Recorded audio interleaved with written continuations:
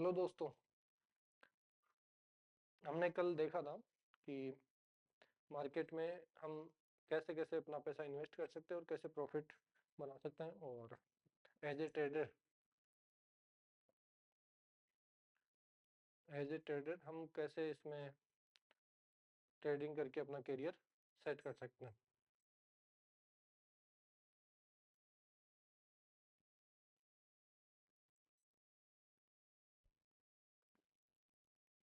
आज हम देखेंगे कैंडल स्टिक पैटर्न। जो चार्ट बनता है वो चार्ट रीडिंग हम सीखेंगे, और चार्ट रीडिंग में कितने प्रकार के चार्ट होते हैं और कौन कौन से मार्केट कैसे कैसे बिहेवियर करता है वो सब चीज़ें देखेंगे। तो दोस्तों, सबसे पहले स्टार्ट करते हैं कि मार्केट में भाव किस तरीके से चलता है। मार्केट में भाव तीन तरीके से चलता है। पहला अप ट्रेंड, दूसरा डाउन ट्रेंड, तीसरा साइडवेज। तो अप ट्रेंड जो होता है वो होता है ऐसे, हमेशा मार्केट एक साइकिल में चलेगा, कभी भी मार्केट सीधा नहीं जाएगा। हम चाहें कि मार्केट सीधा ऊपर चला जाए, कभी पॉसिबल नहीं है। मार्केट हमेशा एक साइकिल में चलता है। इसको इम्पल्स मूव बोलते हैं, इसको करेक्टिव मूव बोलते हैं। इम्पल्स और ये करेक्टिव।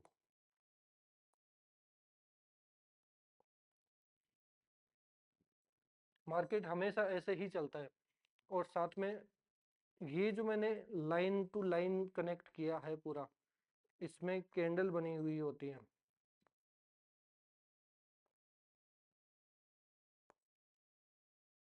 ठीक है। जो आपने देख अभी थोड़ी देर पहले, जो कल मैंने आपको एक चार्ट दिखाया था, उस चार्ट में आपने देखा भी होगा कि मार्केट ऐसे ही चल रहा है, साथ में कैंडल बना बना के चल रहा है। इन कैंडल को एनालिसिस करना है हमें, और कैंडल को एनालिसिस करके हमें हमारी एक as a profitable trading journey start करनी है। तो सबसे पहले तो ये चार्ट बनता क्यों है, क्योंकि भाव हमारा पूरे दिन में ऊपर नीचे होता रहता है। तो वो जो भाव ऊपर नीचे होता है वो हमें एज ए कैंडल के रूप में यहाँ शो होता रहता है। दूसरा होता है कि हम कैंडल्स को रीड करते हैं। कैंडल को रीड करेंगे तो कुछ कैंडल्स ऐसी होती है जो हमारे को अच्छा खासा प्रॉफिट देती है, और उन कैंडल का थोड़ा सा हमें अलग से हटके स्टडी करनी पड़ती है। नॉर्मल कैंडल बन रही है, ठीक है, मार्केट ऊपर जा रहा है, कोई इशू नहीं है। कुछ कैंडल ऐसी होती है जो अलग से स्पेशल, वो किसी ना किसी क्राइटेरिया पे ही बनते हैं। और वो हमेशा तीन केस होते हैं मार्केट में। पहला अप ट्रेंड, दूसरा डाउन ट्रेंड, तीसरा साइडवेज। अप ट्रेंड में भी कैंडल बन रही है, दूसरा डाउन ट्रेंड, इसमें भी सेम कैंडल बनेगी, तीसरा साइडवेज। साइडवेज बोलते हैं एक रेंज के अंदर मार्केट रहे जो ना ऊपर जाए ना नीचे जाए, उसको बोलते हैं साइडवेज मार्केट। मैं एक बार लिख देता हूँ।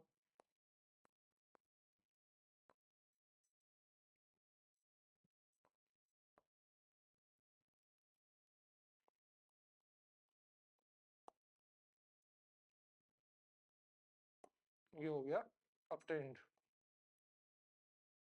ठीक है। अब ये तीनों चीज ही कैंडल से मिलके बनी होती है।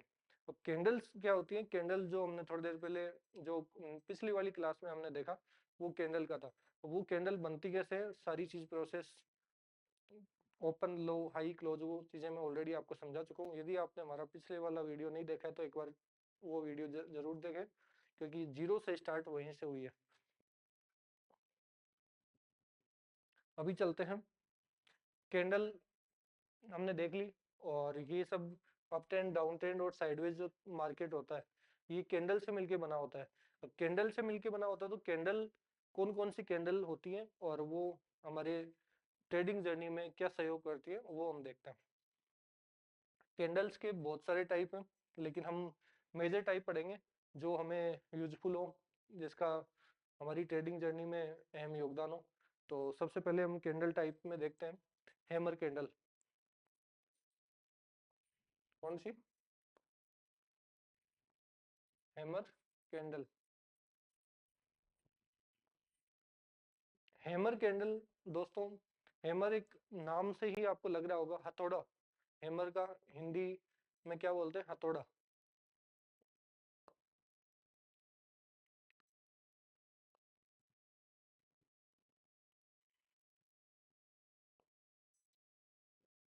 ठीक है, हैमर कैंडल इसको बोलते हैं।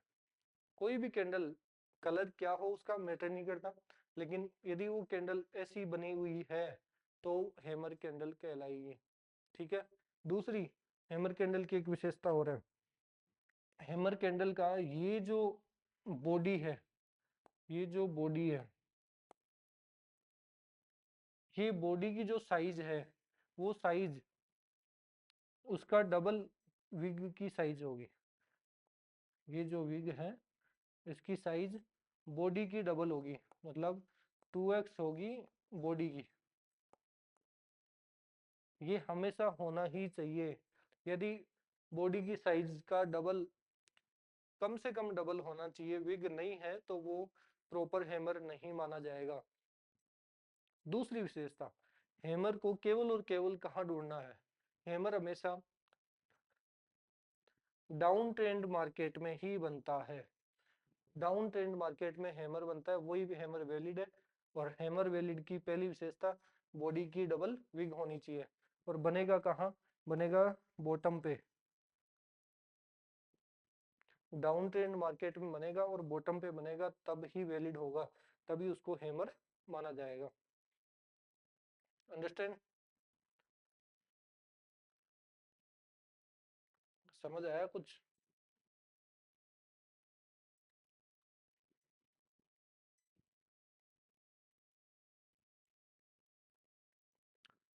जब किसी भी मार्केट में, मार्केट डाउन ट्रेंड है और बॉटम पे यदि हैमर बन गया जिसकी विग डबल है बॉडी से, तो वो बिल्कुल परफेक्ट हैमर मान्य होगा। ठीक है, अब हम चलते हैं, आपको मैं हैमर हैमर की कुछ चीजें और बता देता हूँ कि हैमर के ऊपर यदि हमें कहीं ट्रेड लेनी है तो हम ट्रेड कहाँ लेंगे।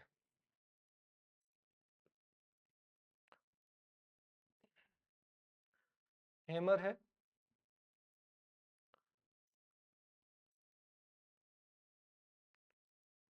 हैमर की साइज ओपनिंग है 320 पे, ओपनिंग है, ओपनिंग है 320 पे, क्लोजिंग है 310 पे। डिफरेंस कितना है? 10 का। ये विग कम से कम 20 होनी चाहिए, मतलब इसका लो है 388। कितना डिफरेंस हो गया दोनों का? डिफरेंस 10। 10 का 2x कितना हो गया? 20। 310 में से यदि 20 माइनस करें, 20 माइनस करें तो कम से कम 290, जबकि ये कितना है लो? 288। मतलब इसकी साइज क्या हो गई? इसकी साइज हो गई लगभग 11, 21। तो ये 2x से ज्यादा है, तो ये हो गया परफेक्ट हैमर। अब ये बनेगा कहाँ?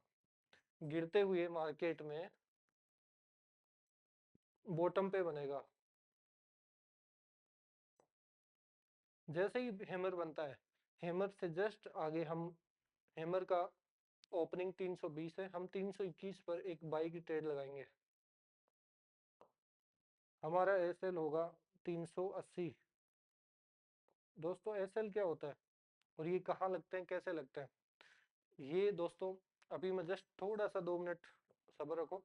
एक बार एक एप्लीकेशन, एक ब्रोकर का एप्लीकेशन खोल के मैं उसमें सब दिखाऊंगा आपको।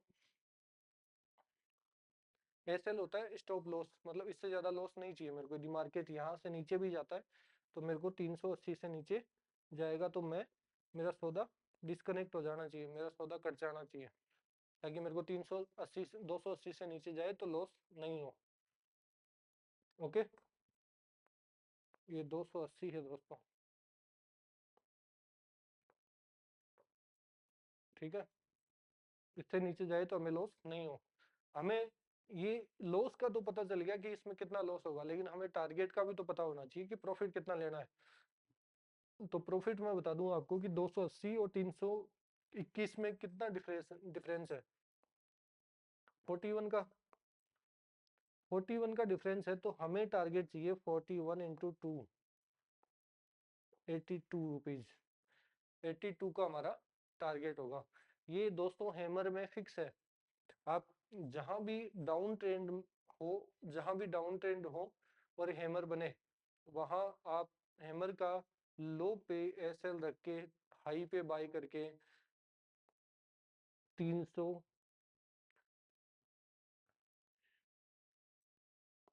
403 के टारगेट के लिए बाय कर सकते हो। 403 कहाँ से आया? 320 प्लस 82, 320 प्लस 82, 321 प्लस 82, 403, 403, ये हमारा टारगेट होता है। अब मैं इसको एक्सप्लेन करता हूँ आपको एक ऐप पे।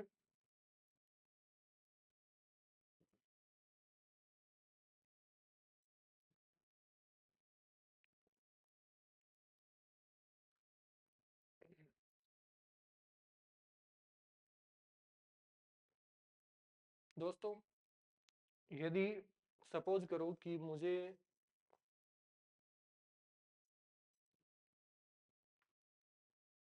मुझे किसी चीज कोई शेयर लेना है, जिस शेयर का नाम है टाटा मोटर्स।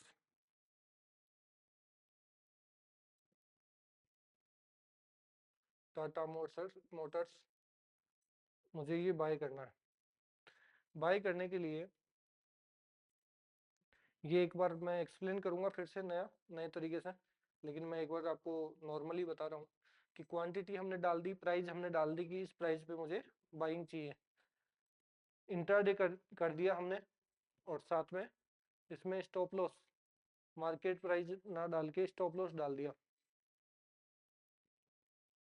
कि स्टॉप लॉस 20 रुपये नीचे 411 पे लिया तो हमें 400 का स्टॉप लॉस, और इससे नीचे हम यदि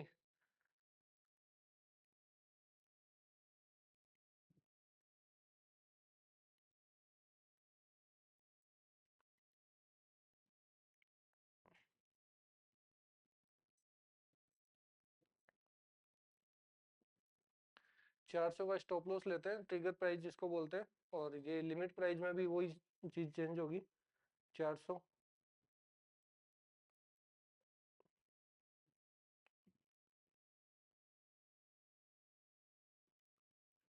और हम इसको बाय कर लेंगे। मतलब हमने अभी मार्केट की रेट क्या चल रही है? 411। मार्केट की रेट क्या चल रही है? 411, और 411 पे बाय कर रहे हैं, एक शेयर बाय कर रहे हैं, जिसकी हम स्टॉप लॉस प्राइस डाल रहे हैं 400 रुपए की। 400 रुपए से नीचे जाए तो मेरा लॉस नहीं होना चाहिए, मतलब 11 रुपए का हमने लॉस लिया है। सेम चीज हम अब इसको जैसे ही आप स्वैप टू बाय करोगे तो ये बाय हो जाएगा। ठीक है, अभी मार्केट क्लोज है तो बाय तो नहीं करना हमें। सेम चीज हम एसएल पे भी कर सकते हैं, सॉरी टारगेट पे भी कर सकते हैं। अब मैं कुछ नाम लिखवा देता हूँ आपको। एसएल, एसएल का मतलब होता है स्टॉप लॉस। स्टॉप लॉस कि लॉस को स्टॉप कर दो, इससे ज्यादा लॉस नहीं चाहिए मेरे को, चाहे कुछ भी हो जाए, मार्केट कहीं जाए। क्योंकि हम तो ओनली चार्ट रीडिंग कर रहे हैं दोस्तों, हमें पता नहीं है मार्केट कहाँ जाएगा क्या होगा, लेकिन हमारा एक शेयर मार्केट में काम करने का एक सबसे फंडामेंटल रूल होता है, कम रिस्क, कुछ पैसे का रिस्क रखकर आप बड़े टारगेट अचीव करो।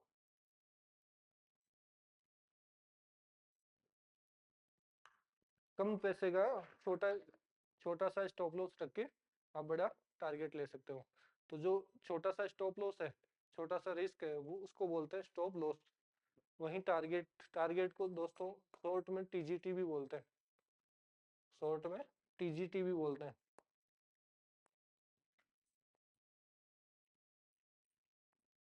टारगेट टारगेट का मतलब कितना हमें इस एंट्री पे पैसा चाहिए, कितना पॉइंट हमें कैप्चर करना है, वो टारगेट हो गया हमारा।